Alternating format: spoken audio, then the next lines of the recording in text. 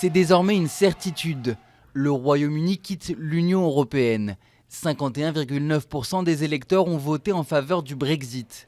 Un désaveu terrible après 60 ans de construction européenne qui a provoqué un vendredi noir sur les marchés mondiaux. Battu, David Cameron a annoncé qu'il resterait Premier ministre jusqu'au mois d'octobre.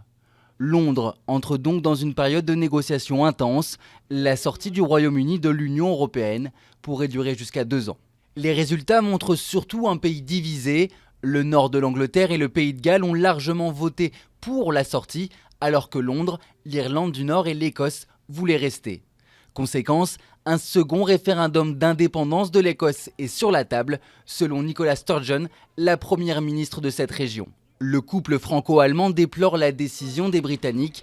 La chancelière allemande, Angela Merkel, a appelé les 27 États de l'Union européenne à ne pas prendre de décisions trop rapides et trop simples. François Hollande appelle solennellement à un sursaut européen pour parer au choix douloureux des Britanniques. Les eurosceptiques, eux, crient victoire. En France, Marine Le Pen, aux Pays-Bas, le député d'extrême droite Geert Wilders, ou en Italie, tous appellent à un référendum sur une sortie de l'Union européenne dans leur pays. Journée noire décidément pour François Hollande. Après 2 mois d'accalmie, le nombre de demandeurs d'emploi repart légèrement à la hausse. Ils sont 9200 de plus en mai 2016. La France compte officiellement 3,52 millions de chômeurs.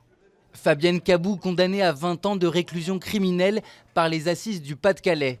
Après une semaine de débat, les jurés ont rendu leur verdict. La jeune femme a été reconnue coupable d'assassinat.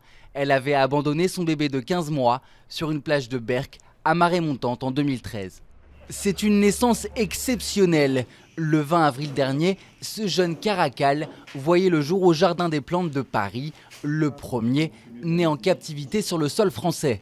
Aujourd'hui, le félin originaire d'Afrique et du Moyen-Orient passait sa première visite médicale. C'est donc une femelle qui pèse un peu plus d'1 kilo. Prochaine étape, il faudra trouver un nom à cette jolie boule de poil.